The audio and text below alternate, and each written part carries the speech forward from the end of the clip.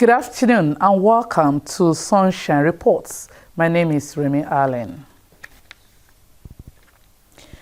President Bola Tinubu has arrived at the Palais Brongniart in Paris, the venue of new Global Financing Pact Summit. Upon his arrival in the company of his aide-de-camp, Nouruddin Yusuf, the president was received by the French Minister of Foreign Affairs and Europe, Catherine Colonna. President Tinubu will also use the opportunity of the summit to hold bilateral meetings with various countries, including officials of France, US, and Switzerland, to discuss possible ways of attracting foreign direct investments.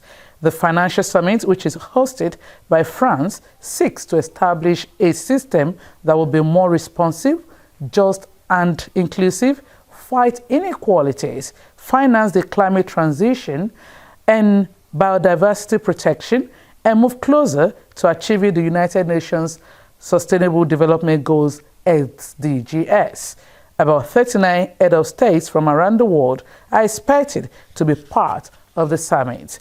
Also expected to be in attendance are several multilateral development banks, including the World Bank, Africa Development Bank, European Union, African Union, and the United Nations.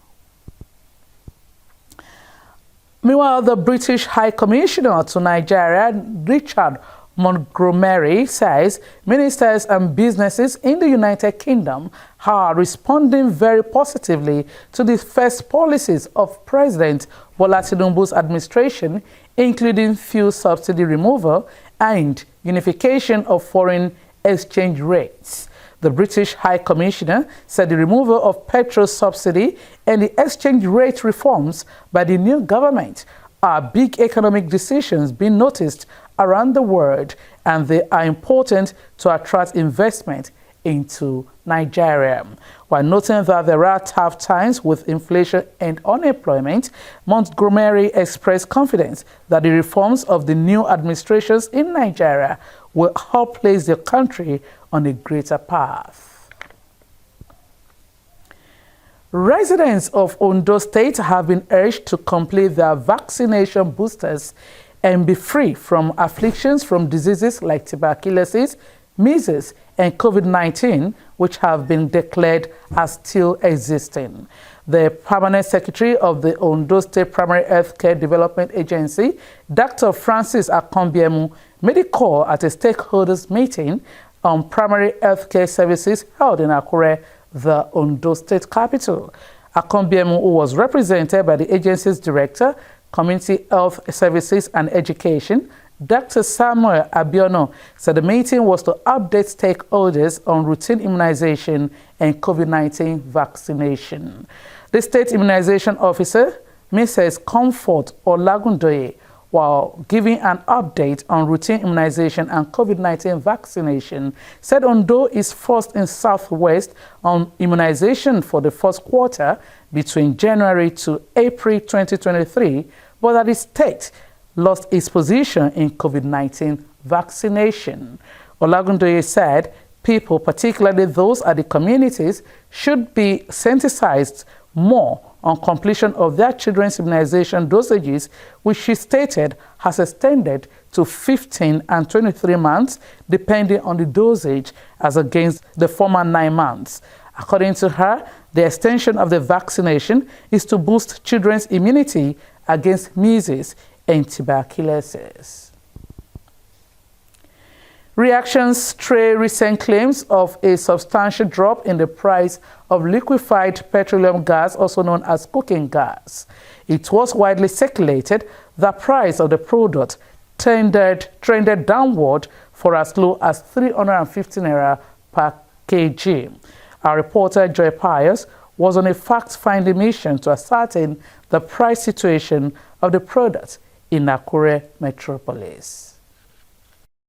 Nigeria witnessed a democratic transition on May 29, accompanied by the removal of fuel subsidy. The pump price of petrol immediately shot up, raising concerns on what will be government's move to palliate the masses. The Nigerian National Petroleum Company Limited revealed a plan by President Bola Tinubu to begin putting in place a structural approach to make available cheap fuel through compressed natural gas and liquefied natural gas to mitigate the effects of the subsidy removal on Nigerians. Weeks later, the social media was awash with the news that the price of liquefied petroleum gas, also known as cooking gas, had dropped across Nigeria, with claims that the product sold as low as 350 naira per kg. According to the National Bureau of Statistics, the price of 5 kg cylinder of cooking gas rose by 22% to 4,610 naira 48 kobo in March 2023, same as 922 naira per kg. Osrc was in town to ascertain the price situation in Akure Metropole, and findings showed that it hovers between 560 and 650 naira, as against what was being circulated. Consumers who spoke with Osrc attested to the reduction in the price from what it used to be a few months ago. They, however, said there is no much difference. It's like recently, the one I bought this one, I bought it at the rate of 620.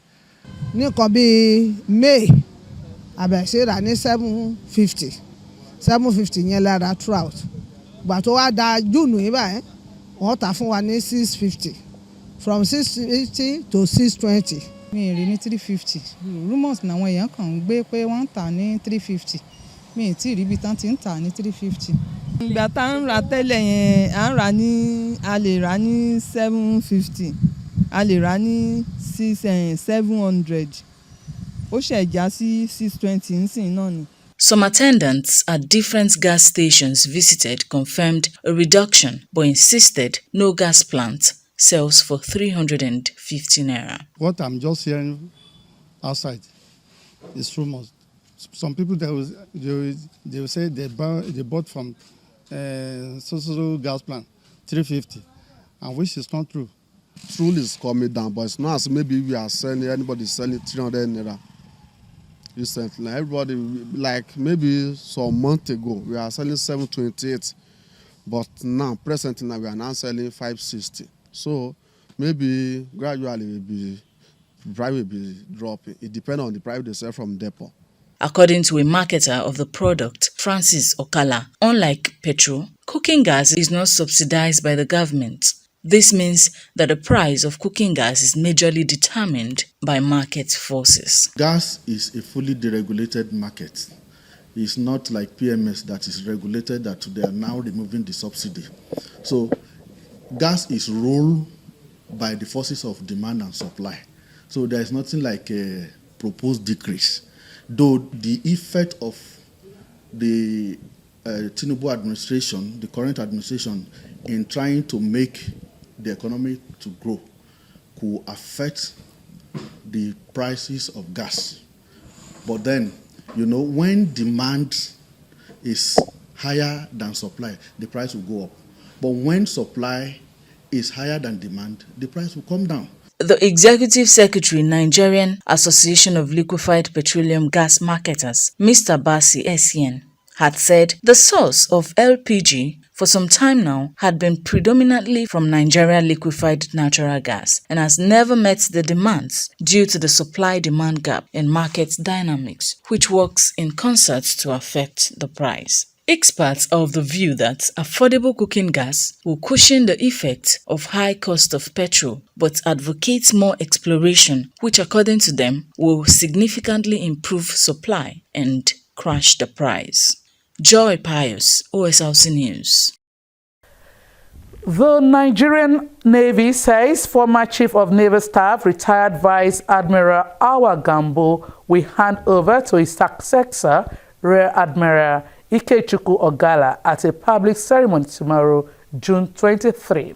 Naval Director of Information, Ayo Vagan, in a statement said the program of events leading to the former handing and taking over ceremony has kicked off to culminate a public ceremony tomorrow, in line with age-long naval tradition. The naval spokesman debunked reports that Gambo allegedly refused to hand over to Ogala after President Bola Tinubu retired all service chiefs on Monday and appointed new ones, including Ogala. He advised members of the public to discontinue the publication and described the information as a figment of the reporter's imagination. Meanwhile, the newly appointed Inspector General of Police, IJP, Kayode Egbetokun, has vowed to make community policing work. Egbetokun made the vow when he officially took over the leadership of the Nigeria Police Force from retired IJP Usman Baba in Abuja. The IJP, who warned police officers against any form of corruption and misconduct, saying commensurate punishment awaits erring officers.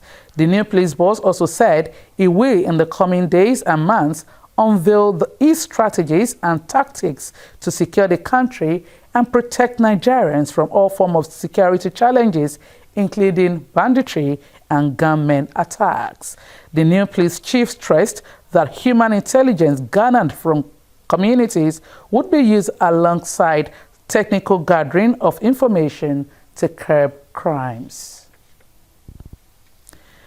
The Socio-Economic Rights and Accountability Project has threatened to sue President Bola Tinubu's administration over the contentious proposed pay raise for top government officials. Serap announced this on its Twitter handle, saying the proposed increase is outrageous and illegal, while over 133 million Nigerians live in extreme poverty. The Revenue Mobilization, Allocation and Fiscal Commission had recommended an increase in the basic salaries of those holding judicial and political office. The proposed salaries will benefit the president, the vice president, lawmakers, judges, and the 36 state governors. A federal high court, Abuja, has fixed October 23 to hear a suit filed by former Minister of Petroleum Resources, Desiani Alice Madrike, challenging the order obtained by the Economic and Financial Crimes Commission, EFCC, for final forfeiture of her seized assets. Justice Iyan Eko fixed the date after Desiani's counsel, Bensi Igbanoe, and EFCC's counsel regularized their processes in the suit. The Anti-Corruption Agency had planned to conduct a public sale of all the assets seized for being process of crime as ordered by courts to be permanently forfeited to the federal government. The ex-minister in her suit sought an order extending the time within which to seek leave to apply to the court for an order to set aside the EFCC's public notice issued to conduct the public sale on her property, arguing that the various orders were made without jurisdiction. But the EFCC, in a counter-affidavit deposed to by Rufai Zaki, a detective with the commission, urged the court to dismiss her application, saying most of the dispositions were untrue. And with that story, we conclude Sunshine Reports. Many thanks for watching. Good afternoon.